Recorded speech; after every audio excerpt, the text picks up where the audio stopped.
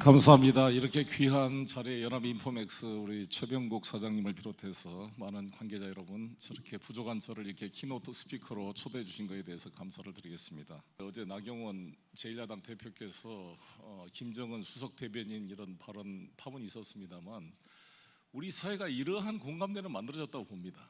이미 세계 공산주의 체제가 붕괴됐고 체제 경쟁에서 이미 우열은 끝난 거 아닙니까? 이미 북한 체제와 대한민국 경쟁에 있어서 경쟁은 이미 끝난 겁니다. 단지 북을 어떻게 개혁 개방으로 유도하느냐의 방법론의 차이를 가지고 우리가 서로 간에 장단점을 가지고 경합한다는 공감대를 가져야지.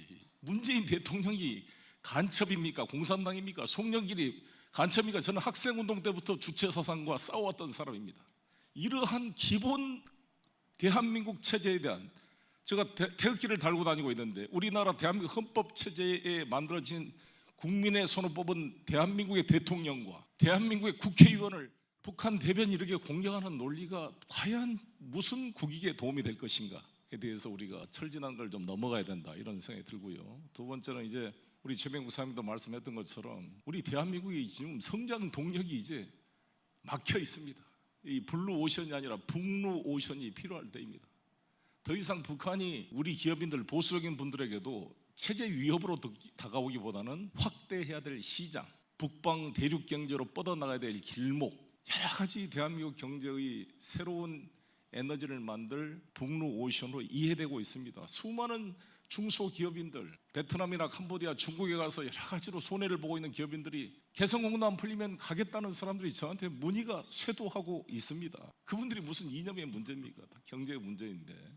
그런 면에서 연합인포맥스에서 이런 것을 개최한 것 자체가 매우 의미가 있다고 생각이 들고요. 이런 공감대를 기초로 이게 이데올로기 접근이 아니라 북한을 어떻게 변화시켜서 전쟁과 무력의 충돌이 없이 비핵화를 달성시키고 북미 간의 평화협정을 체결하게 만들어서 갈수록 커져가 있는 중국의 패권, 또 일본의 재무장화, 또 러시아의 그런 신동방정책의 그런 영향력 확대, 이 속에서 어떻게 우리 대한민국의 생존을 남북이 에너지를 모아서 할 것인지 준비해야 될 시점이 와 있다 생각이 듭니다.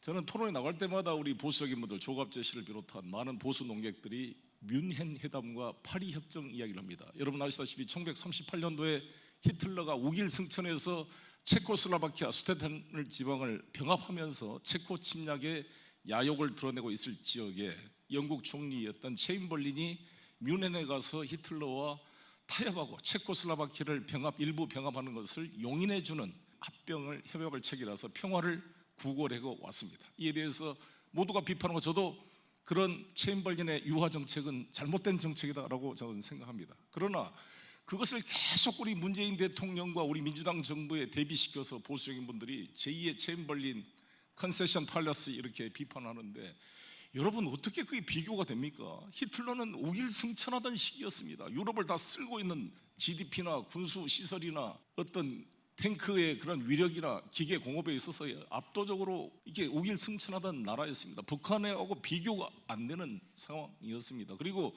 그때 챔벌린이 히틀러하고 타협한 이유는 챔벌린은 철저한 반공주의자여서 스탈린이 훨씬 더 무섭다고 생각하기 때문에 히틀러를 키워서 스탈린의 볼셰비키 정부를 좀 때려주기를 바랐기 때문에 히틀러한테 우호적이었습니다. 미국도 그때 사실상 히틀러한테 우호적이었습니다.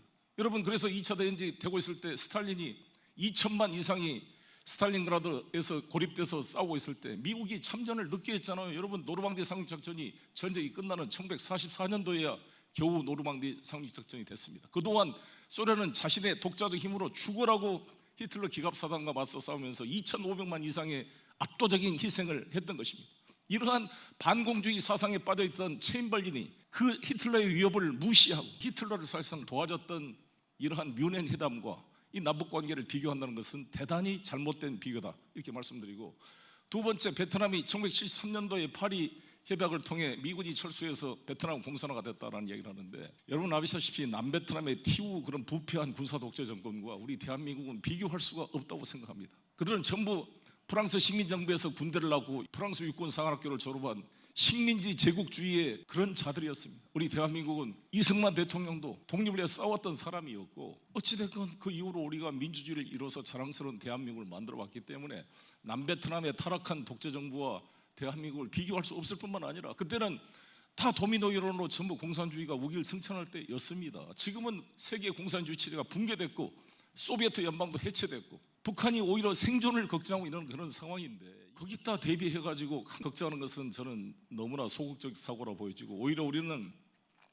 남베트남을 가지고 보수 세력이 고민할 게 아니라 북을 제2의 베트남처럼 변화시켜서 미국과 전쟁을 했던 베트남이 1995년도에 오히려 미국과 국교 정상화를 통해 사실상 미국의 동맹국으로 지금 발전하고 있고 개혁 개방으로 가고 있는 모습을 북의 모델로 제시하고자 하는 적극적 자세가 필요하다고 생각합니다.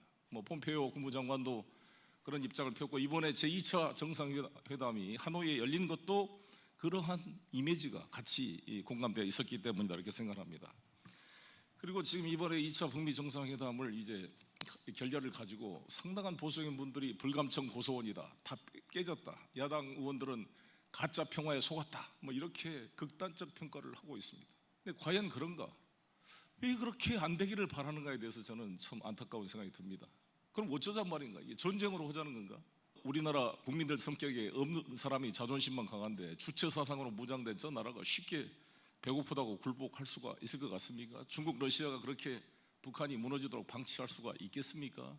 저는 우리나라에 있는 수많은 사이비 종교들을 보면서 휴거가 된다부터 수많은 우리 남쪽에 사이비 종교가 많습니다. 제가 종교 문제 때문에 이름을 특정하지는 않겠습니다.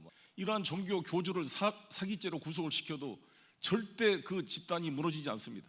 전부 하나님이 시련을 주고 있다고 기도하고 싸우고 계속 그 조직이 유지되고 있습니다. 이 대한민국 사회에서 이런 사이비 종교도 이렇게 무너지지 않고 계속 신도를 늘려가고 있는 상황인데 북한이라는 사회가 쉽게 무너질 수 있다고 생각하는 것은 외교를 바라보는 관점이 아니다 이렇게 생각합니다.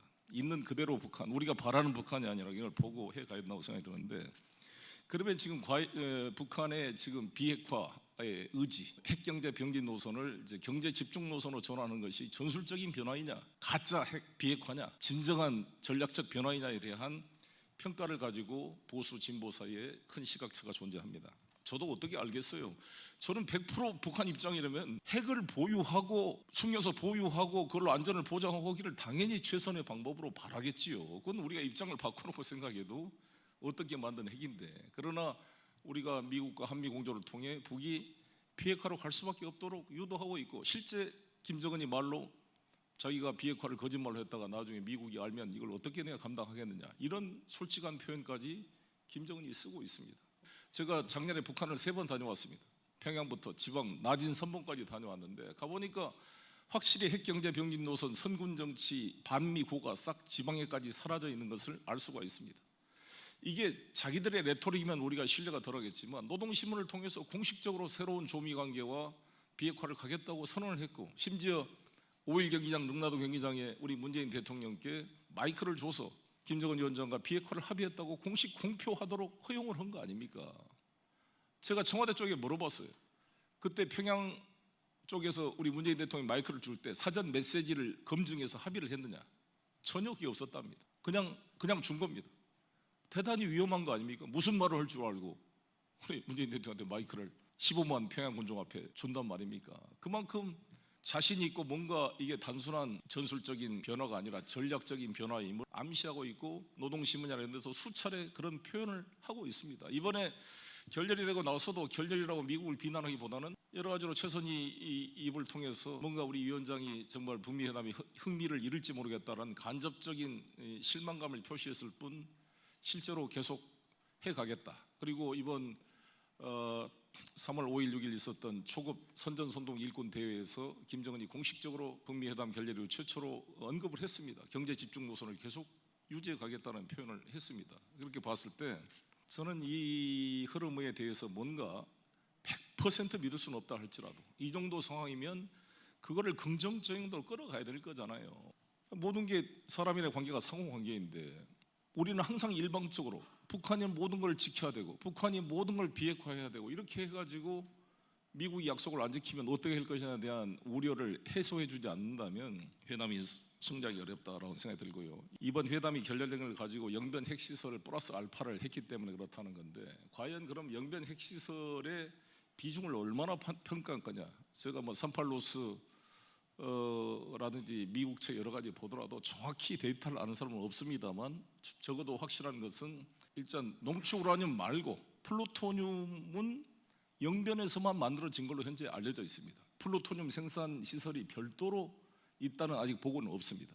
플루토늄 시설이 영변에 있고 지금도 활동을 하고 있고 거기에 경수로 실험 시설이 들어가 있고 5메가와트와 200메가와트짜리가 있고 거기에 농축 HEU 하이 인리치먼트 우레늄이라고 하는 무기급 고농축 그 우레늄 시설 원심 분리기가 있는 것으로 알려져 있습니다. 이것 이외에 HEU 프로그램이 별도로 있겠죠. 근데 그것이 비율이 얼마냐는 아직 불확실합니다. 그래서 저는 이번에 김정은이 제시했던 영변 핵시설을 풍계리 핵실험장 폐기처럼 기자들만 불러놓고 자기들이 일방적으로 보여주기 위한 쇼가 아니라 미국의 핵 전문가를 초대해서 북한 전문가와 같이 검증을 하고 실사를 한 다음에 돌이킬 수 없도록 디스멘트를 하겠다고 한 것은 의미 있는 제안이다 저는 이렇게 생각합니다. 이걸 발로 걷어찰 만한 제안인가 과연. 그에 대한 대가로 경제 제재 5가지를 풀어달라고 그랬는데 민생 관련 부분이다. 근데 이 경제 제재가 그렇게 이거 풀어지면 난리가 나는 거냐에 대한 저는 논란의 소지가 있다고 봅니다. 여러분 아시다시피 2006년도에 북한이 최초 핵실험한 이후로 11개의 유엔 대북 제재 결의안이 통과됐습니다. 가장 최근에 통과된 2017년 11월 29일 마지막 통과됐던 최후의 대북 결의안 2397호 유엔 결의안인데요. 그 결의안 내용을 보면 이 결의안이 어떤 거냐면 정유 제품을 연간 50만 배럴로 통제한 겁니다. 50만 배럴. 그리고 원유 공급을 상한선을 연간 400만 배럴로 한정했는데요. 저는 이건 제재가 아니라 살인적인 행위라고 봅니다. 나는 비인도적 조치라고 나는 유엔 이 결의안을 생각합니다. 왜 그러냐? 아니 유엔이라는 조직이 이 인도적인 조직이고 인권을 한다고 하는 건데 지금 정제유를 대한민국이 소비하는 게 일일 255만 배럴을 소비합니다. 우리 대한민국이. 그런데 2,400만 백성이 먹고 사는 북한 전체에 우리 대한민국이 소비하는 250만 배럴의 5분의 1에 불과한 50만 배럴 가지고 1년 동안 살아라 그러면 어떻게 살아라는 것입니까? 그게? 여기다 또 추가 제재를 한다고 존 볼턴 이야기했는데 그럼 뭐 아예 죽어라는 소리 아니냐? 이렇게까지 막다른 골목으로 모르면 만약에 북한이 미사일 제품을 IS나 이란, 이라크에다가 판매를 하고 무기급 핵물질을 프롤리퍼레이션 하면 얼마나 세계 안보가 위험해지겠습니까? 북한을 위조화폐, 마약 밀매, 미사일 부품 수출, 핵 확산 이런 것에 대한 가장 큰 우려가 있으면서 정상적인 방법으로 돈을 벌 수 있게 하고 최소한 인도적 지원조차도 이렇게 옥죄이면 어떻게 하겠냐는 거죠. 유엔 보고서에 따르면 2,400만 북한 중에 약 1,000만 명이 영양 부족으로 돼 있다고 합니다. 제가 내일 모레 월드 푸드 플랜 유엔 식량기구 대표가 제 방에 와서 만나기로 돼 있는데 다시 한번 그걸 상의를 해보려고 합니다. 전 이건 너무 심한 거다. 왜냐하면 제가 이라크전 때 미국이 2003년 이라크를 침략할 때 저는 강력히 소위 말한 조지 W 부시의 프리 엠프티 팔러시를 반대했습니다. 선제 공격 전략이라는 게 말이 되느냐. 제가 그때 후세인 정부의 초청을 받아서 제가 바그다드를 갔습니다. 2003년 3월 20일 날 미국이 이 바그다드를 공격하기 직전인 3월 10일까지 제가 바그다드에 있었습니다. 여러분 그때 코피 아난 유엔 사무총장이 쿠웨이트를 침략한 이라크를 이코노믹 생션을 하되 최소한 거기 있는 백성들이 먹고 살아야 되니까 오일 푸드 프로그램을 허용했습니다. 즉 석유 수출이 금지되지만 에스크로 제도로 돈을 예치를 해가지고 음식과 이 최소한 이 식량과 기름을 물물 교환으로 바꾸는 무역을 허용해 줬습니다. 이게 오일 푸드 프로그램입니다. 그게 총액이 450억 달러가 넘었다고 합니다. 물론 이게 코피 아난 사무총장의 친인척이 개입된 뇌물 독직 사건이 돼서 여러 가지 문제긴 당연히 했지만 어찌됐건 이러한 프로그램이 이라크, 쿠웨이트를 침략했던 이라크에도 적용이 됐는데 북한은 이미 핵실험도 지금 안 하고 있고 추가적인 미사일 도발도 안 하고 있는데 이렇게까지 해야 되는가에 대해서 저는 의문이 갈 뿐만 아니라 특히 작년 우리 대한민국이 800만 달러 인도적 지원을 하기로 국무회의 의결이 됐습니다. 350만 달러는 유니세프, 나머지는 월드 푸드 플랜을 통해서 800만 달러를 지원하기로 돼 있고 이것은 유엔 제재 결의와 상대관이 없는 평양의 그런 어린이 산모들에게 우유를 제공하는 이런 프로그램인데 이것도 집행을 못하고 있어요. 강경화 장관, 제가 조명균 장관한테 왜 못합니까? 물어봤더니 미국이 반대해서 못하고 있다는 것입니다. 그래서 미국 부대사랑 만나가지고 해리스 대사 곧 만나기로 돼 있습니다만 너무 심한 거 아니야. 유진별 재단 이번에 그 인세반 회장을 만나봤습니다. 유진별 재단이 결핵을 지금 치료하려고 결핵약도 못 들어가게 그동안 막고 있었어요. 이 결핵은 여러분 전염성이 있습니다. 결핵이라는 것은 지속적으로 치료하지 않으면 완전히 내성이 생겨가지고 복합 결핵 환자가 돼서 더 치료가 어려워지고 있습니다. 그래서 저는 북한에 핵이 100만 개가 많이 있다. 그 핵이 뭐냐? 그게 결핵이다 그랬어요. 이런 기본적인 인도적 지원도 막으면서 어떻게 북한에게 핵을 포기하라고 우리가 이야기를 할 수가 있냐 이거죠. 그리고 더구나 지금 러시아, 미국이 이번에 레이카비크 회담을 통해서 고르바초프와 이 레이건 대통령이 합의했던 중단거리 미사일 제한 협정을 러시아도 무시했다고 그 이후로 트럼프 대통령이 이번에 IMF 회의에서 탈퇴하겠다고 했습니다. 자기들끼리는 중단거리 핵 미사일을 경쟁하면서 어떻게 북에 대해서 핵을 포기하라고 이렇게 강요할 수가 있겠습니까? 여러 가지 저는 심각한 문제가 있다. 그리고 실제로 이제 이런 표현을 합니다. 북이 더 이상 작년 2017년 11월 달에 화성 15 발사 이후로 발사를 하고 있지 않기 때문에 해달라는 것에 대해서 보수적인 분들은 이미 이제 ICBM과 핵무력이 완성됐기 때문에 추가 발사 안 하고 실험 안 한 게 의미가 없다 이렇게 평가하신 분이 있는데 전문가들 의견을 따르면 전혀 그렇지가 않는 것이 ICBM 인터컨티넨탈 반부 미사일이라는 이 ICBM이 5,500km 이상 가는 이 대륙간 탄도탄은 대기권을 밖을 나갔다 다시 들어올 수밖에 없는데 대기권 나갔다 들어올 때 6,000도가 넘는 고열을 견뎌내면서 그 트라젝토리를 유지할 수 있는 그 기술은 간단한 기술이 아닐 뿐만 아니라 화성 15 한 번 그것도 고각도로 한번 쏘아가지고 완성됐다고 볼 수가 없습니다. 국정원장한테 이야기를 들어봐도 이거는 80~90%까지 될지 모르지만 100% ICBM이 성공된 것으로 볼 수가 없고 최소한 ICBM이 성공하려면 러시아와 미국은 36번의 실험을 했습니다. 36번. 프랑스는 24번의 실험을 했고 중국도 12번의 ICBM 발사를 통해서 ICBM 능력이 보유된 것으로 인정을 받고 있습니다. 저는 화성 15 한 번 고각도 쏜 거 가지고 절대 북한의 ICBM 기술이 완성되어 있다고 생각하지 않습니다. 그렇기 때문에 추가로 핵 실험을 하지 않는 것은 대단한 의미가 있다. 이건 38로스도 그렇게 저희 견해와 같이 주장하고 있습니다. 따라서 이미 핵이 완성됐기 때문에 추가 ICBM 발사 이거 한 것 자체가 의미가 없다라고 하는 것은 대단히 비전문가적인 견해다라고 생각합니다. 그리고 핵이라는 게 ICBM이라는 운반 수단이 없으면 무슨 무기가 되겠습니까?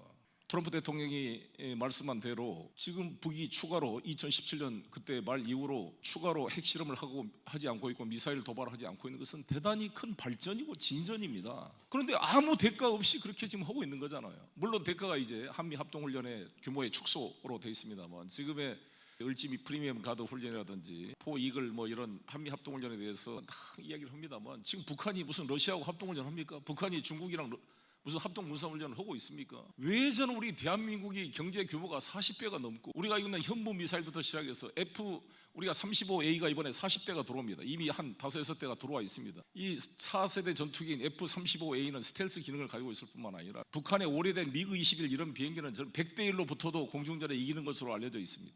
북한의 비행기 한 900대 된다는데 다 낡은 비행기일 뿐만 아니라 4세대급 비행기가 없습니다. 그리고 이 비행기가 전투력을 유지하려면 최소한 전투 비행을 120시간을 해야 되는데 북한은 항공유가 다 통제되어 있어가지고 12시간밖에 못 한답니다. 1년에 비행 훈련을. 무슨 게 무기로서 기능을 하겠습니까?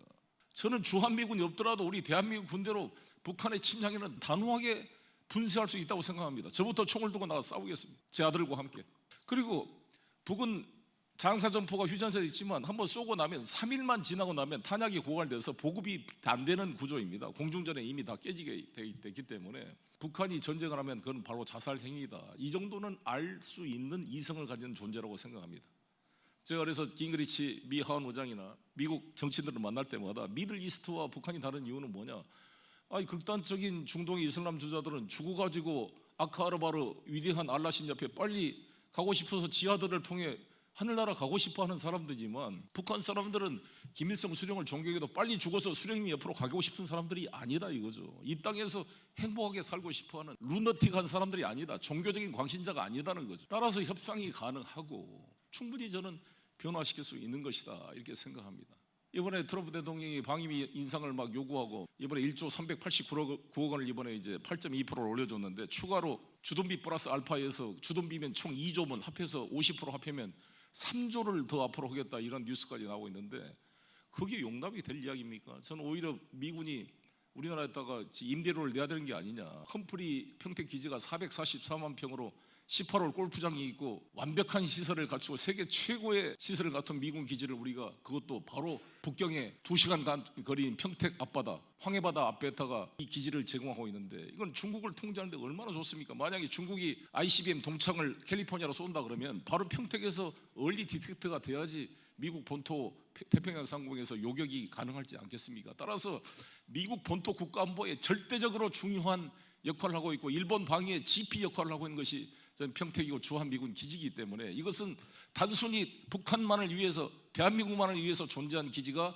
절대 아니라고 생각합니다. 이미 2006년도에 신속 방위군 협상을 통해서 전략적 유연성을 합의했기 때문에 이미 주한미군은 북한만을 방어하는 게 아니라 여기서 훈련된 사람들이 중동으로도 파견되고 미군의 세계 전략 기지의 중요한 동북아 거점으로 이 주한미군 기지가 활용되고 있습니다. 이거를 만약에 트럼프가 돈 안 낸다고 철수할 것 같으면 미국 모든 전략 전문가들이 미친 짓이라고 반대할 것입니다. 난 그럴 수가 없다라고 생각합니다. 그러면 이제 문제를 어떻게 풀어갈 것이냐?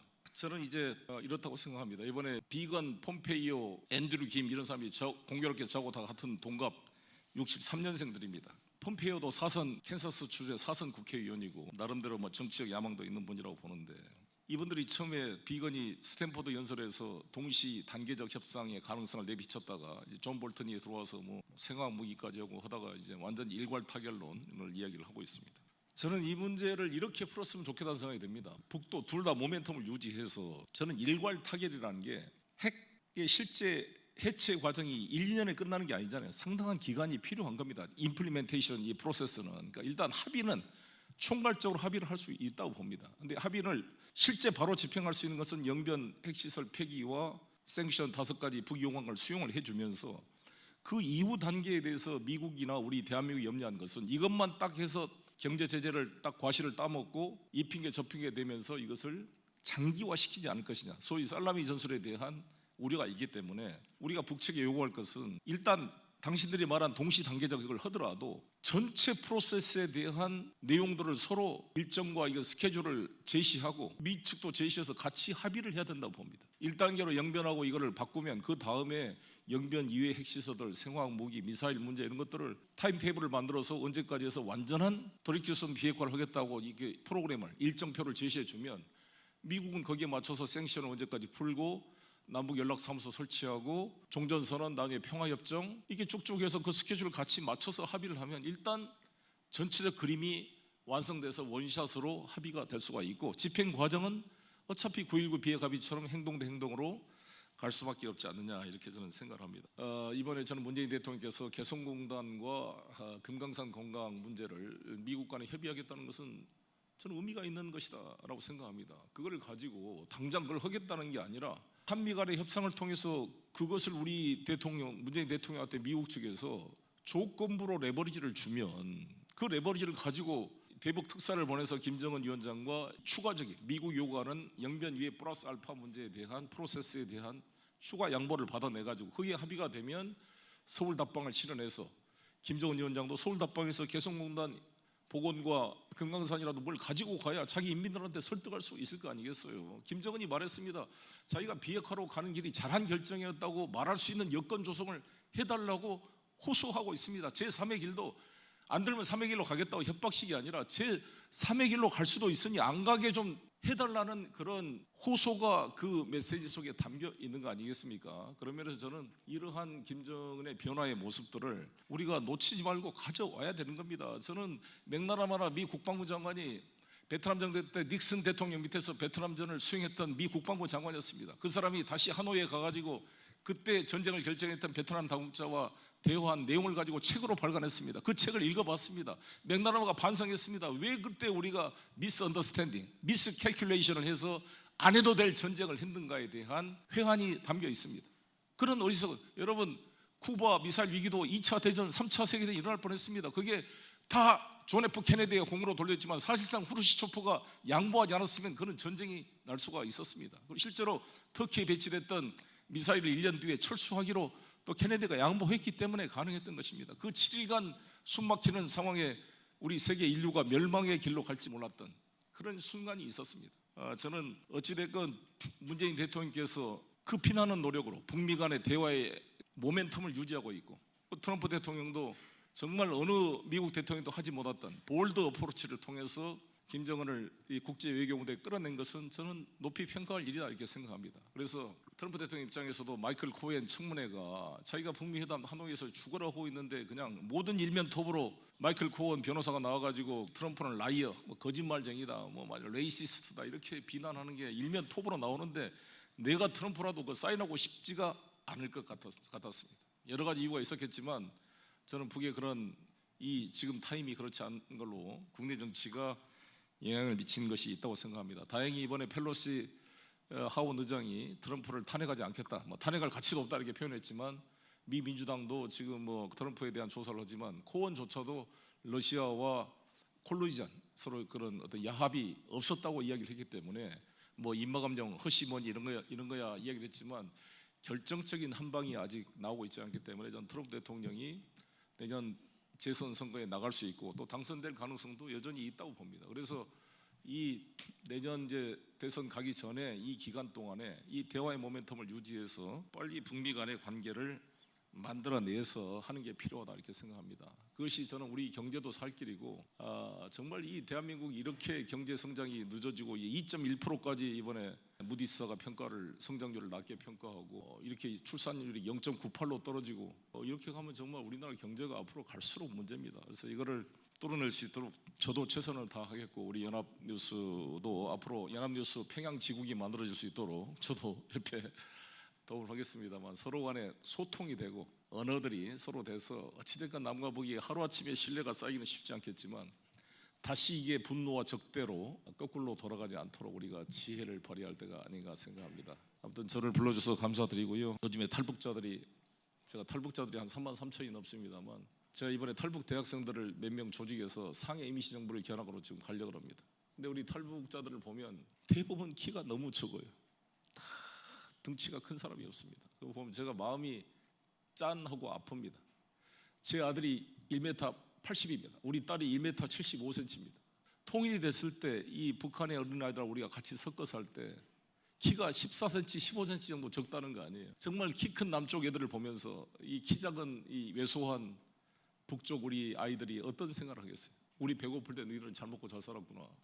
전라도, 경상도 지역 감정 해소하는데 이렇게 시간이 걸렸는데 정말 우리가 다가오는 통일비용을 줄이기 위해서라도 시급히 남북 간의 경제 협력과 이게 복원이 되면 저는 충분히 북한 사회가 밑에서부터 변화되고 이미 장마당 경제로 들어섰습니다. 400개 안에 있는 장마당이 있다는데 저는 프리마켓 이네비터블리 프로듀스 프리덤이라고 봅니다. 자유시장 경제는 필연적으로 자유를 창출할 수밖에 없다라는 생각을 가지고 이 김정은 위원장이 그래도 국제적 경험이 있고 이 젊은 사람이 깨어있는 이런 모멘텀을 잘 끌어내서 이 70년 분단의 역사를 끝내고 민족 공존 공영의 평화 번영의 시대를 같이 만들어갔으면 좋겠습니다. 감사합니다.